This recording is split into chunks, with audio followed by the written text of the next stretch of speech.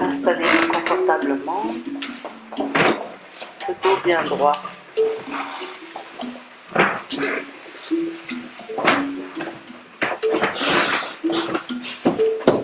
Pour cette méditation, l'enracinement a une certaine importance.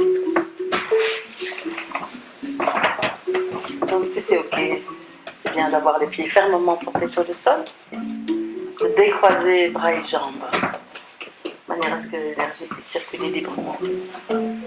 D'abord, soignez votre axe vertical. Je vous invite à dodeliner légèrement de la tête, de manière à ressentir à quel endroit il y a le fil de plomb qui entre dans votre chakra couronne. Ce fil de plomb qui vous met en lien avec toute la sagesse de l'univers. Cette sagesse qui est comme un livre ouvert auquel vous avez accès quand vous le désirez. Vous pouvez visualiser que dans votre chakra couronne, donc en haut de la tête, il y a ce fil de plomb. Vous pouvez visualiser qu'il est de couleur grise, bleue, et ce serait plutôt de l'énergie fraîche, un peu froide, transparence.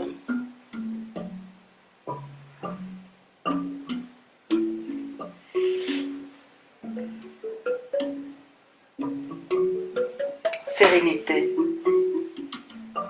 et conscience élevée se situent dans cette sagesse universelle.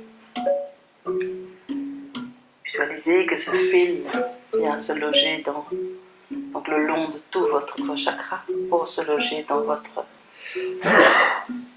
plexus solaire. Vous pouvez visualiser qu'il y a là une coupe dans laquelle se déverse cette énergie bleu clair et grise, cette sagesse universelle. Je vous invite à envoyer à partir de votre périnée, votre chakra racine, un autre fil de plomb jusque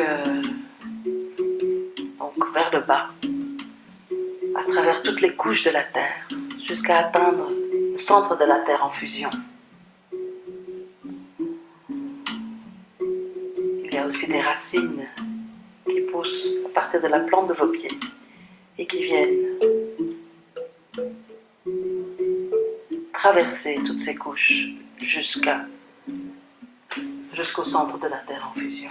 Le ressenti est plutôt chaud maintenant et il se pourrait que vous voyez la couleur jaune orangée comme la lave au centre de la Terre. Une grande puissance se trouve dans cette masse terrestre, votre enracinement, votre solidité, la solidité de votre matière, car aucune évolution spirituelle n'est possible sans un enracinement profond dans votre état actuel, c'est-à-dire l'état d'être humain, donc qui est relié à l'entité Terre. Ce fil ramène toute cette puissance, cette force du centre de la Terre en fusion, et vous pouvez également le laisser se verser dans votre plexus solaire. Donc les deux énergies se rencontrent, fusionnent, et c'est là que vous avez votre axe vertical. Je vous invite maintenant à porter votre attention sur votre rythme respiratoire. Dans un premier temps, observez simplement ce qui est. Est-ce que vous respirez de manière plus déjà profonde ou est-ce que votre respiration est plutôt superficielle? Observez simplement sans juger. Puis ensuite, je vous invite à approfondir légèrement votre rythme respiratoire de manière à ce que l'expire dure légèrement plus longtemps que l'inspire. Respirez par la bouche.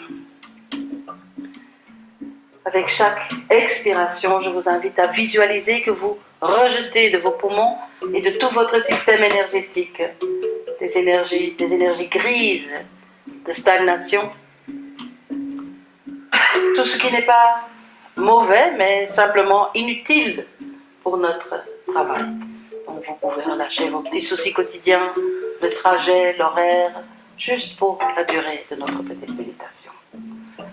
Expirez donc cette énergie grise et inspirez de la lumière blanche et pure que vous filtrez à partir de l'air qui vous entoure.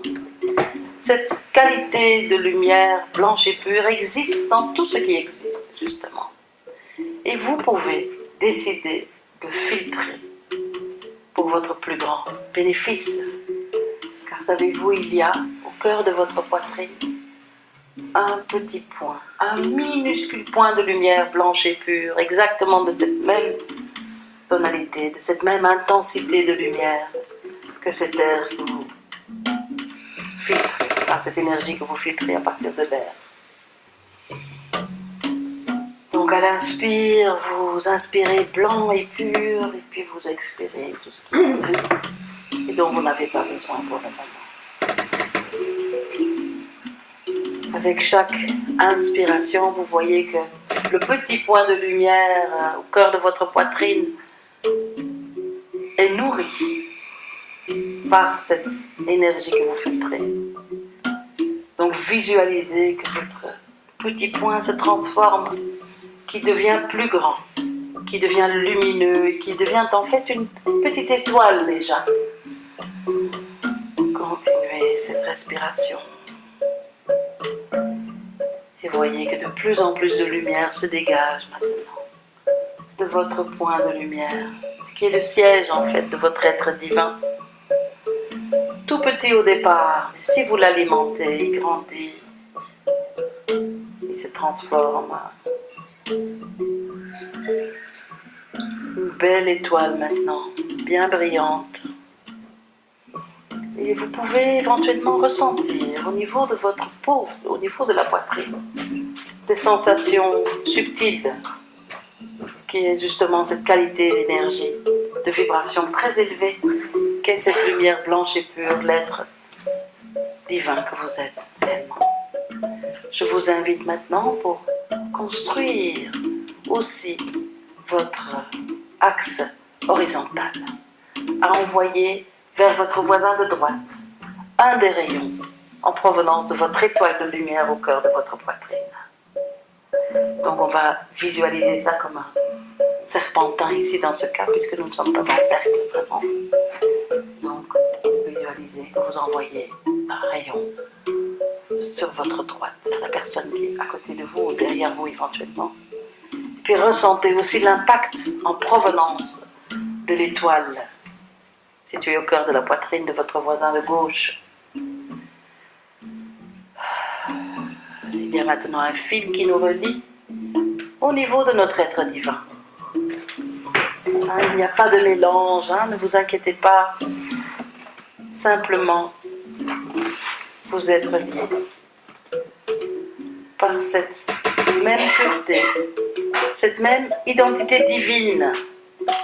Nous sommes maintenant tous reliés. Et cette énergie est en mouvement. Elle fait le tour plusieurs fois. Elle fait le tour plusieurs fois et à chaque tour, vous voyez qu'il y a comme un fil de lumière blanche qui vient s'ajouter au fil précédent. Comme s'il y avait une construction. Et maintenant, nous voyons qu'il y a déjà une bande de lumière blanche qui nous unit au niveau de nos poitrines. Cette énergie fonctionne par ce mouvement de rotation, même on peut imaginer qu'il y a un mouvement centrifuge, comme si on était légèrement surélevé par cette large bande qui couvre toutes nos poitrines et qui nous surélève légèrement par rapport à notre état de conscience habituel. À partir de cette perspective,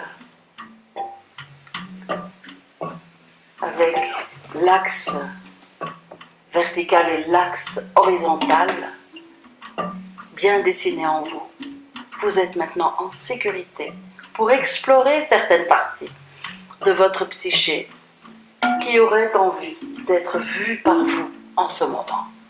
Accueillez simplement ce qui vient, sans jugement, sans préférence. Laissez maintenant se projeter sur l'écran de votre mental, comme si c'était un écran de cinéma. Vous êtes curieux de voir l'image qui va venir se projeter. Et donc je vous invite à laisser remonter un souvenir du passé, il y a peu de temps même, hein. Donc un souvenir où vous avez été en contact avec Eros. Donc accepter, il peut s'agir d'une relation amoureuse, il peut aussi s'agir d'une force, d'une idée puissante, d'une envie, donc laissez venir ce qui vient, mais qui est en lien avec cette qualité lumineuse d'Eros qui est venue s'allumer dans votre cœur. Une envie, une perception, une étincelle, une expérience puissante. Eros n'est jamais banal. Eros nous fait percevoir le monde comme tout autre, nouveau, beau. Donc ne jugeons pas l'expérience qui vient, le souvenir qui vient se projeter sur l'écran de notre mental. Et maintenant, dans la situation dans laquelle vous vous trouviez et que vous avez reconnu la présence d'Eros, de quoi s'agissait-il? Est-ce que c'était une personne, un projet, un métier?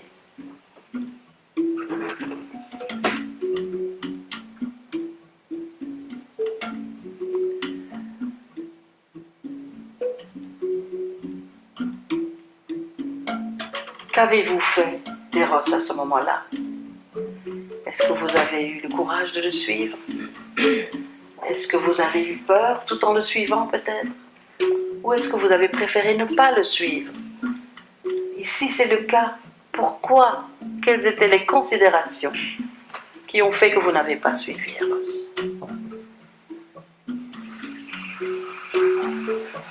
Première étape.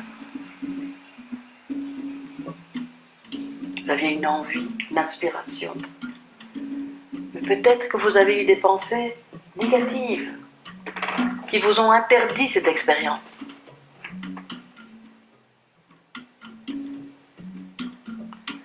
Peut-être qu'au contraire, vous vous êtes donné corps et âme à cette impulsion d'Eros, que vous l'avez suivie, que vous vous êtes jeté tête la première dans cette expérience, que vous avez plongé, ou peut-être même sans discernement. Eros, quel est l'usage que vous avez fait de sa présence? Est-ce que vous vous en êtes méfié? Est-ce que vous avez cédé à son impulsion?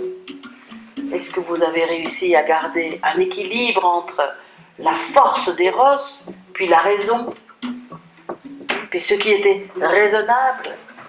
Ou est-ce que vous avez brûlé tout le reste et vous vous êtes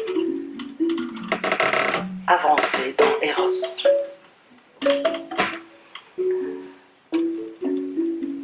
Qu'avez-vous fait ensuite? S'il s'agit d'une relation, est-ce que vous avez commencé à construire l'amour à partir de cette position? Ou est-ce que vous avez cru au contraire que c'était ça l'amour? Et que c'était la garantie, comme on le croit, dans la vie quotidienne et populaire, que c'est ça l'amour? Maintenant que vous savez que ce n'est qu'un avant-goût de l'amour, quel est l'usage que vous avez fait d'Eros? Quelle a été la suite? Est-ce que vous vous êtes découragé? Où est-ce que vous avez construit? La construction peut aussi avoir lieu, bien sûr, dans le cas d'un projet ou d'une envie, d'une idée. Là aussi, on peut parler d'amour, de l'amour pour le projet. L'amour qui va avec patience, qui va avec volonté, qui va avec courage. Avez-vous eu ce courage? Ou est-ce que vous avez eu peur? Est-ce que vous vous êtes coupé d'éros?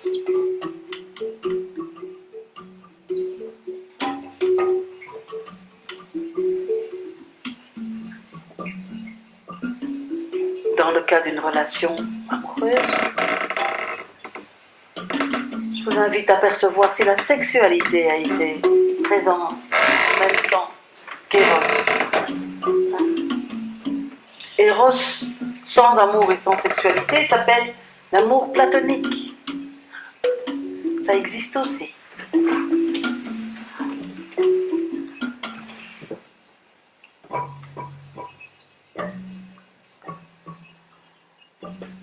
Est-ce que votre sexualité a pu se mêler à cet élan amoureux, s'il s'agissait d'une relation, s'il s'agissait d'un projet? Dans ce cas-là, la force sexuelle a pu être la force de création, la persévérance de mener son projet jusqu'au bout. Ou est-ce que vous avez été déçu que ce n'était que ça? Combien de temps avez-vous vécu avec l'impulsion d'Eros? Et à quel moment est-ce que vous avez perdu l'enthousiasme? À quel moment la déception s'est-elle installée? Y a-t-il eu déception? Est-ce que vous saviez à ce moment-là que vous pouviez faire quelque chose pour garder Eros en vie? Avez-vous pu vous dévoiler à l'autre dans le cas d'une relation?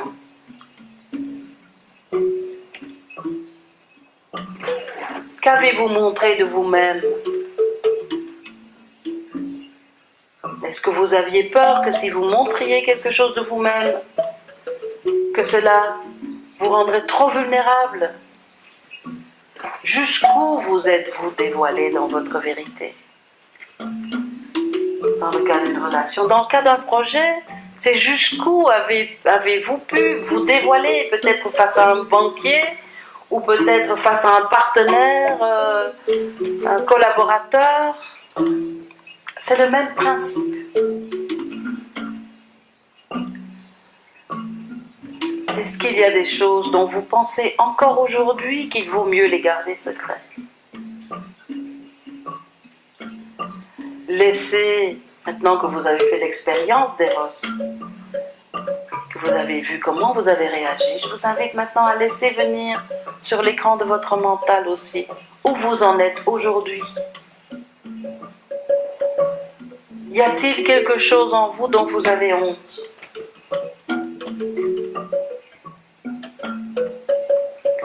Quelque chose dont vous êtes certain ou certaine que jamais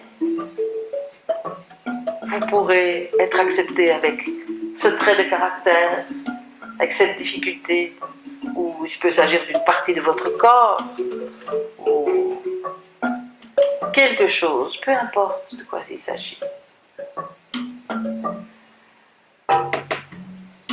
Êtes-vous convaincu que jamais la révélation de ceci pourrait vous apporter l'amour et l'acceptation de la part de l'autre?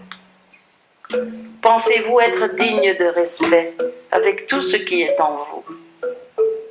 Ou pensez-vous devoir être quelqu'un d'autre avant d'avoir droit à la satisfaction profonde de ce lien qui unit deux êtres humains dans leur vérité, dans leur vulnérabilité?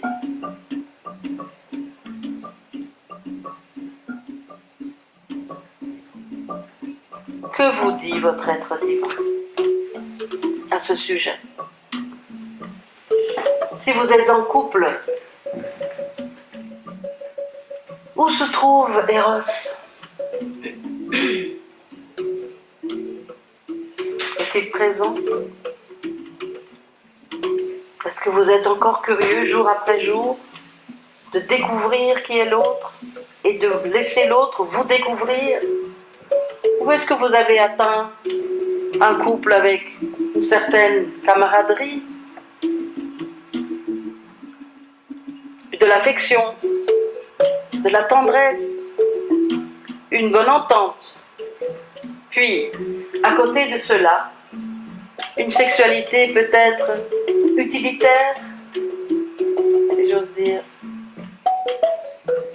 Cela existe aussi.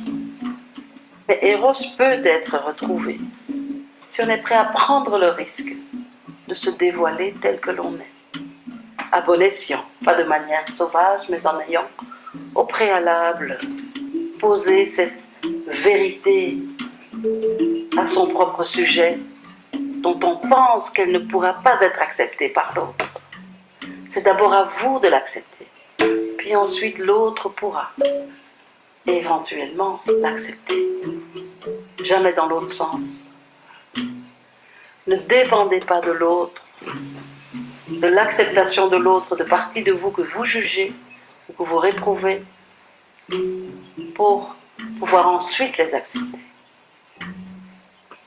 Avez-vous identifié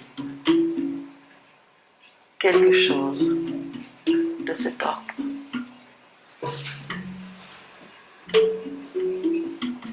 Si vous n'êtes pas en couple,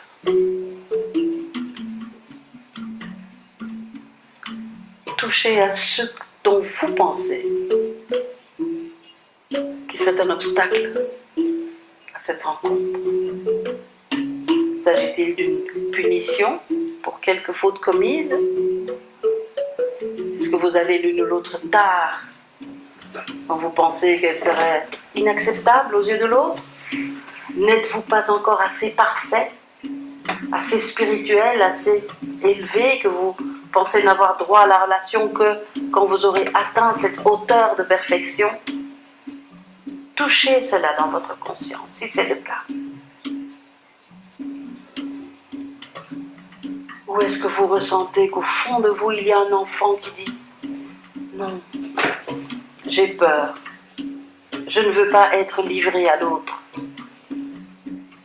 Et je sais que pour avoir le droit d'être aimé, je dois tout faire comme l'autre veut.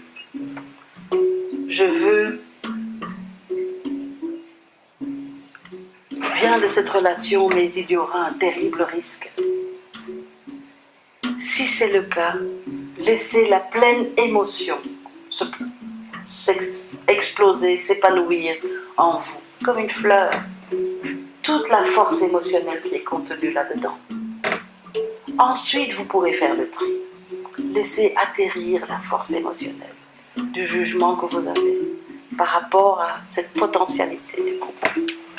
Une peur, un espoir peut-être, trop grand aussi, une exigence, une revendication, toute une série de « tu me le dois », sinon,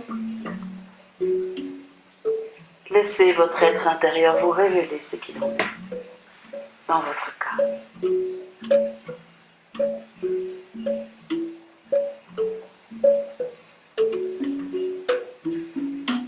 Et maintenant, pour clôturer, je vous invite à toucher tout l'espoir, toute l'aspiration, tout le désir profond que vous avez de cette union. Si tout était possible, à quoi ressemblerait ce couple pour vous?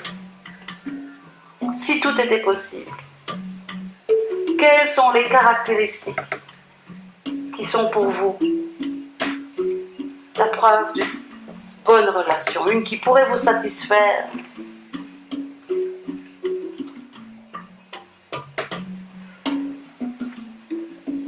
Maintenant, de manière honnête, je vous invite aussi à toucher si, dans cette relation parfaite que vous visualisez, tout ce qui pourrait vous combler dans une relation, est-ce que vous avez aussi touché dans votre conscience l'envie de combler quelqu'un?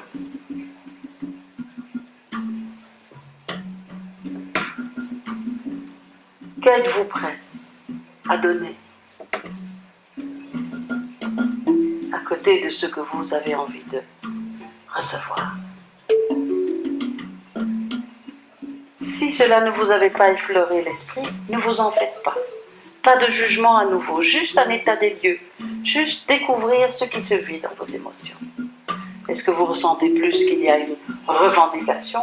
Dans un couple idéal, je recevrais ceci, cela, ou est-ce qu'il y a aussi, dans un couple idéal, nous nous donnerions ceci et cela? Si cette deuxième perspective n'est pas encore présente pour vous, eh bien je vous invite à visualiser cette potentialité.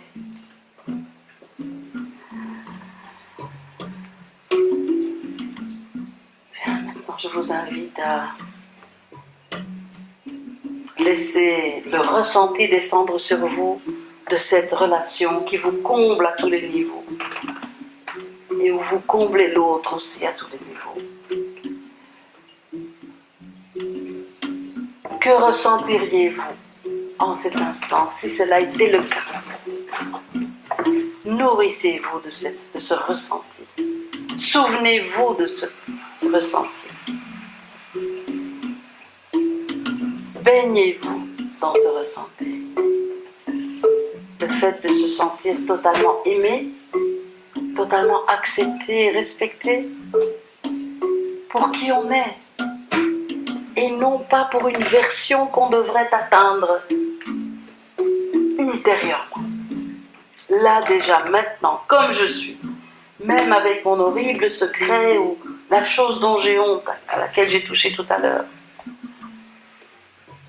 quel ne serait pas le soulagement, le bonheur profond?